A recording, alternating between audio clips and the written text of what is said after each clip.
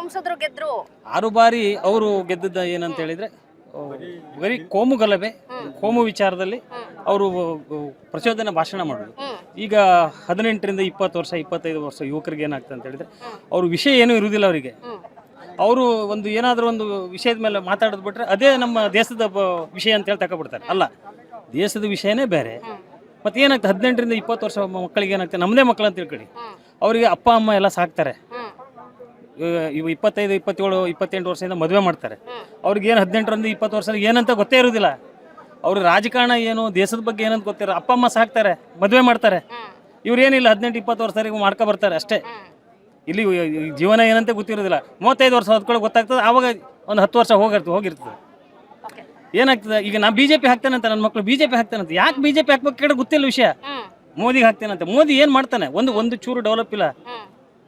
ಏನು 1 ರೂಪಾಯಿನ ಕೆಲಸನೂ ಇಲ್ಲ. ಖಾಲಿ ಏನು ಇದರಲ್ಲಿ ಜಮ್ಮು ಕಾಶ್ಮೀರದಲ್ಲಿ ಗಲಾಟೆ ಆಗ್ತದಂತೆ, ಅಲ್ಲಿ ಗಲಾಟೆ ಆಗ್ತದಂತೆ, ಇಲ್ಲಿ ಗಲಾಟೆ, ಅದನ್ನೇ ಜನರಿಗೆ ತಲೆಗೆ ತುಂಬೋದು.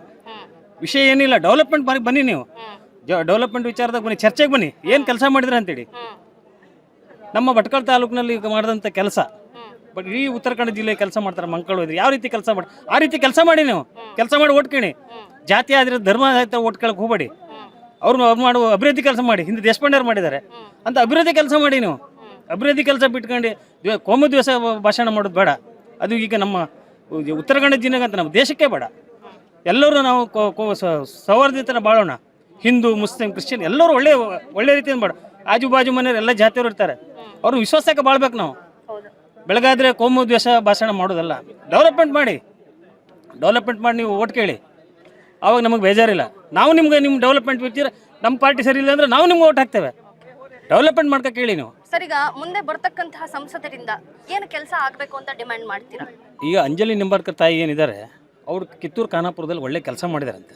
ಈಗ ನಮಗಿಲ್ಲಿ ಹೊಸಬ್ರು ಇರ್ಬೋದು, ಬಟ್ ಅವ್ರಿಗೆ ಜನಪರ ಕಾರ್ಯ, ಅವ್ರು ಮಾಡುವಂಥ ಹಿಂದೆ ಮಾಡಿದಂಥ ಕಾರ್ಯ ಅಲ್ಲಿ ಅವರೇ ಹೇಳ್ತಾರೆ. ಬಟ್ ಎಲ್ಲ ಕಡೆ ನಿಮ್ಮ ಪತ್ರಿಕಾ ಮಾಧ್ಯಮದಲ್ಲಿ ಹೊರಗಡೆ ಎಲ್ಲ ಕೇಳಿದಾಗ ಮತ್ತೆ ವಿಧಾನಸೌಧದಲ್ಲಿ ಭಾಳ ಚೆಂದ ಮಾತಾಡ್ತಾರೆ. ಈಗ ಅಸೆಂಬ್ಲಿಯಲ್ಲಿ ಹೋಗಿದ್ರೆ ಭಾಳ ಚೆಂದ ನಮ್ಮ ಉತ್ತರ ಕನ್ನಡದ ಪ್ರತಿನಿಧಿಯಾಗಿ ಭಾಳ ಚೆಂದ ಮಾತಾಡ್ತಾರೆ. ಮತ್ತು ಏನು ಕೆಲಸ ಆಗ್ಬೇಕಂತ ಹಠ ಹಿಡಿದು ಮಾಡ್ತಾರೆ. ನಮಗೆ ನಮ್ಮ ಪ್ರತಿನಿಧಿ ಆಗಿ ನಾವು ಇದ್ದಾಗೆ ಅಂತೇಳಿ ನಮ್ಗೆ ಅಷ್ಟು ಧೈರ್ಯ ಇದೆ. ಆ ದೃಷ್ಟಿಯಿಂದ ನಾವು ಅವ್ರಿಗೆ ಓಟ್ ಹಾಕ್ಬೇಕಂತೇಳಿ ಎಲ್ಲರೂ ವಿಶ್ವಾಸ ತಗೊಂಡು. ಈ ಕೆಲವರು BJPಗೆ ಹುಡುಗರೆಲ್ಲ ಇದ್ದಾರೆ, ನಮ್ಮ ಸಂಗಡ ಕೆಲಸ ಮಾಡಿದ್ರು, ಅವ್ರನ್ನ ವಿಶ್ವಾಸ ತಗೊಂಡು. ಹಾಗಲ್ಲ, ವಿಷಯನೇ ಬೇರೆ ಉಂಟು. ನೀವು ತಿಳ್ಕೊಂಡಂಥ ದೇಶ ಅಲ್ಲ, ಕೋಮದ್ವೇಷ ಅಲ್ಲ. ಎಲ್ಲರೂ ವಿಶ್ವಾಸ ತಗೊಂಡು ನಾವು ಕೆಲಸ ಮಾಡೋಣ ಅಂತೇಳಿ ಅವ್ರು ವಿಶ್ವಾಸ ತಗೊಂಡು ನಾವು BJP ಇದ್ರು ಕಾಂಗ್ರೆಸ್ ಓಟ್ ಹಾಕುವಂಥ ವ್ಯವಸ್ಥೆ ನಾವು ಈ ಸಲ ಮಾಡ್ತೇವೆ.